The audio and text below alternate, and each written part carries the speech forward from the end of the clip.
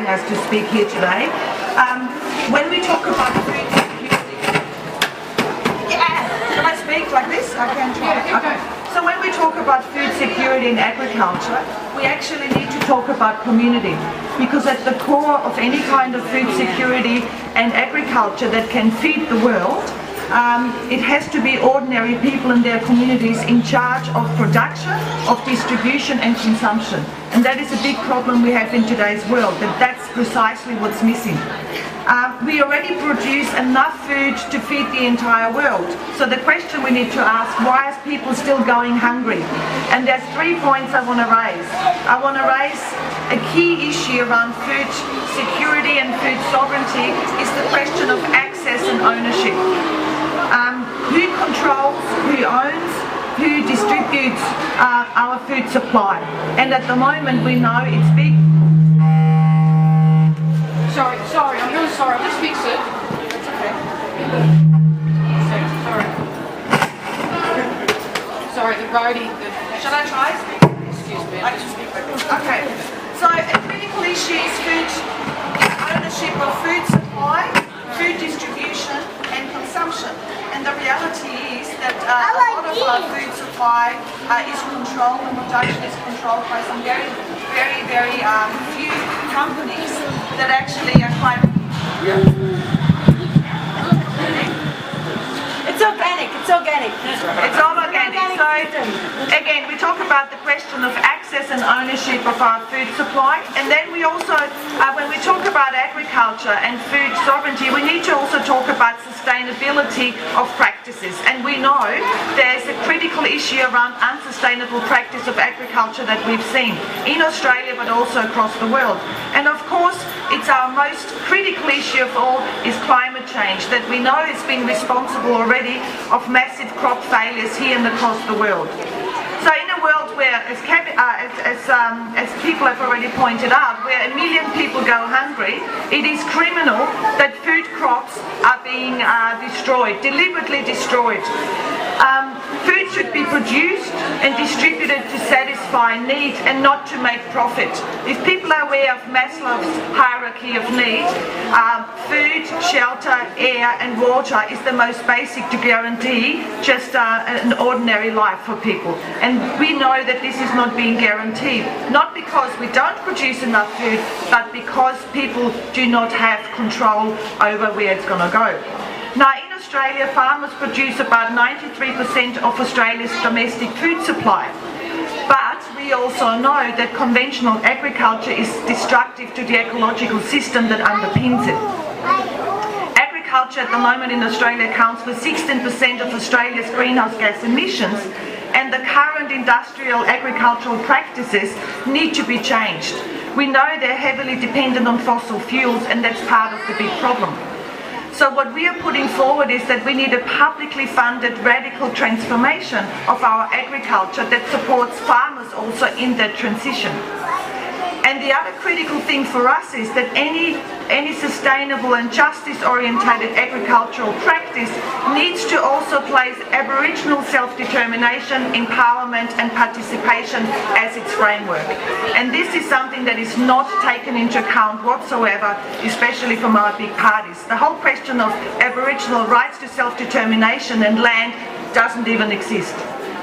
Now, we also believe that farmers should receive a living wage, and that could be through regulating prices or direct subsidies, so they can truly produce nutritious food rather than being consistently pushed to unsustainable shortcuts because of our duopoly in terms of food ownership and distribution.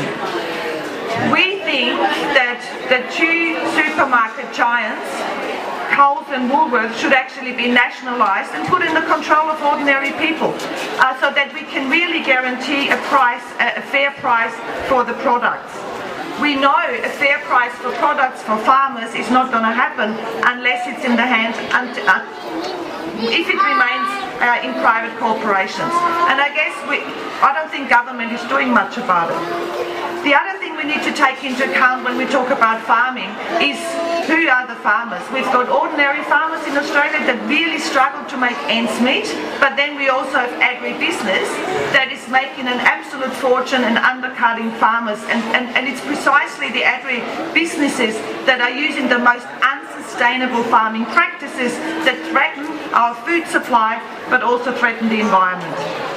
Now, we are also in a situation where we have this distinction that we have to try and work with, which is food versus gas. And it's the massive opening up of prime farmland to the exploration of coal seam gas, which is totally threatening our future of our entire agricultural industry. So Socialist Alliance supports a ban on any kind of coal seam gas extraction.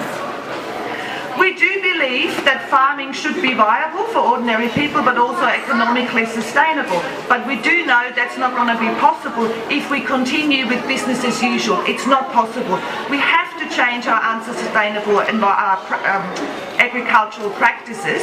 But at the same time, as I mentioned, we need to support people and farmers in the quest to have a transition where we can truly produce healthy, nutritious food and where people can also make a living.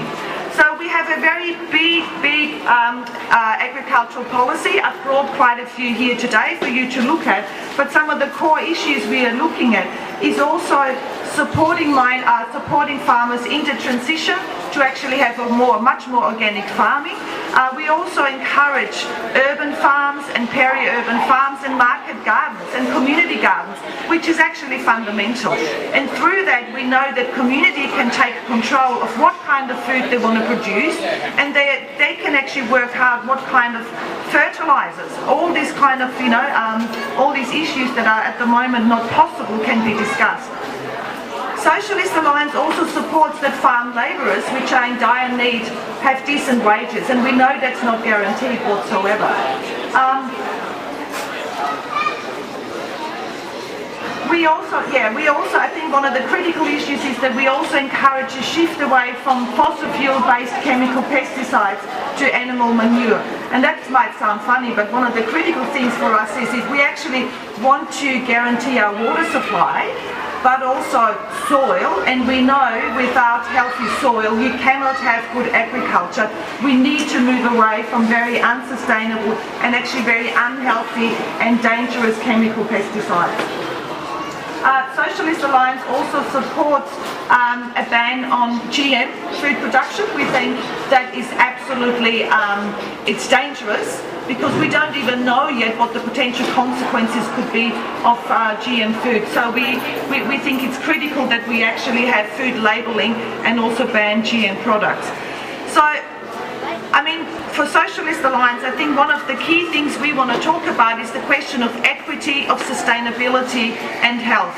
And this is not guaranteed in the current system, where we say that actually privileges a small minority that can make so much money, and actually, we have the vast majority of people that are struggling to make ends meet, and our environment is also not protected.